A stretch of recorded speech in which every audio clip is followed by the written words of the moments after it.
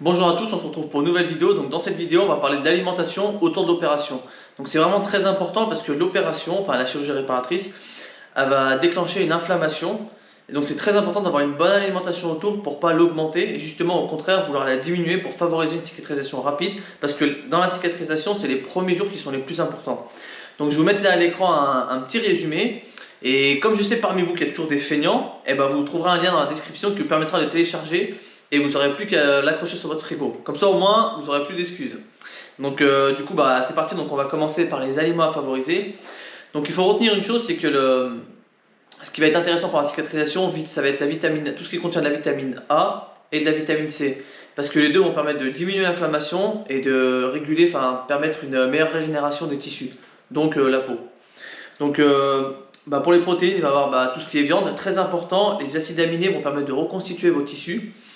Notamment la viande rouge aussi avec le fer qui accélère la cicatrisation parce qu'une carence en fer va ralentir la cicatrisation. Donc ça va être important d'en avoir. Après, il ne faut pas en abuser, hein, c'est comme tout. Les poissons aussi vont être intéressants, notamment les fruits de mer aussi qui ont un teneur en fer. Les œufs. Au niveau des légumes, je vous ai mis à chaque fois, là, tout ce que je vous ai mis dans ce résumé, c'est vraiment, on va dire, les principaux, mais il y en a plusieurs qui y participent. Hein. Vous regardez sur internet, aliments riches en vitamine C, vous trouverez un tas d'aliments. Donc ce qui va être intéressant aussi, ça va être les légumes verts, notamment les brocolis et les épinards. Tomates pour la vitamine A, poivrons, vitamine C. Les fruits, vous allez avoir tout ce qui est agrumes, kiwis verts. Donc agrumes, notamment les oranges aussi, vitamine A, les fraises. Au niveau des glucides, donc très important les glucides, privilégier les glucides à chaque repas. C'est très important pour la cicatrisation, sans rentrer trop dans les détails, ça va être intéressant au niveau de l'absorption aussi du nutriment par rapport à votre intestin. Donc une carence en glucides, c'est pas bon pour le système immunitaire. Donc qui dit mauvais système immunitaire, dit une inflammation augmentée et une cicatrisation mauvaise.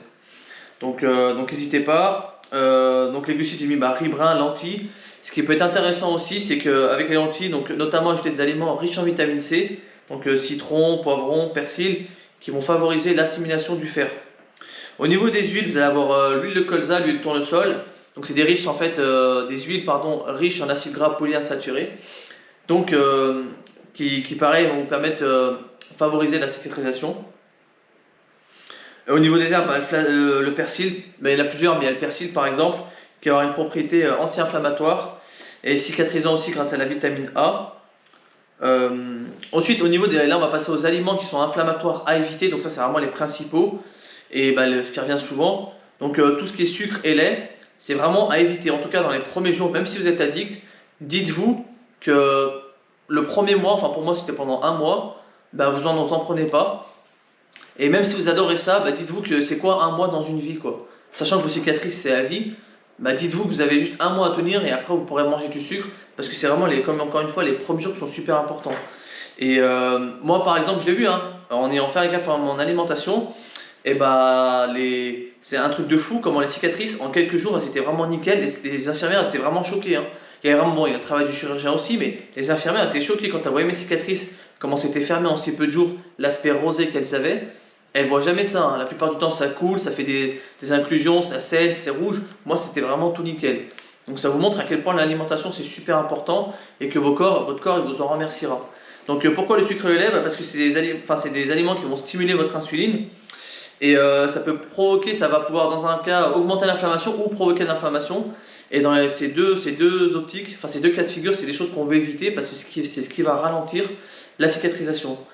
Donc voilà. Ensuite, vous allez avoir tout ce qui va être gingembre, curcumine, safran, qui vont donc par exemple gingembre et curcumine, curcuma par exemple, qui vont empêcher le sang de coaguler et de former un caillot pour cicatriser, parce qu'en fait c'est un caillot protecteur pour les cicatrices. Donc en temps normal, c'est pas gênant, c'est même très bon pour le corps, mais pendant la cicatrisation, les premiers jours, pareil, c'est à éviter. Ensuite, au niveau de l'équilibre intestinal, donc là j'ai mis des aliments, personnellement j'en ai pas pris, mais j'ai vu que ça pouvait être intéressant. C'est des aliments qui sont riches en probiotiques, donc kéfir et kombucha. Donc probiotiques c'est ce qui va favoriser, en fait dans probiotiques, dans pro ça veut dire avant la vie. Donc c'est des aliments, c'est des bactéries qui vont favoriser la bonne santé intestinale on va dire, et vous permettre de bien assimiler les nutriments. Et qui dit bonne santé intestinale, pareil, dit une inflammation diminuée. Donc voilà un petit peu pour les aliments à privilégier, à éviter et notamment pour avoir un bon équilibre au niveau de la santé intestinale.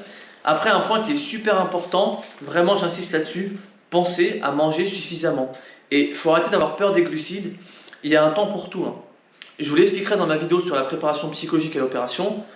Ça m'a pris 2 mois et quelques à sortir une condition physique, et avec un physique propre, et ça m'a pris 2 semaines à le perdre après l'opération. Et quand j'ai recommencé le sport, j'ai recommencé de zéro.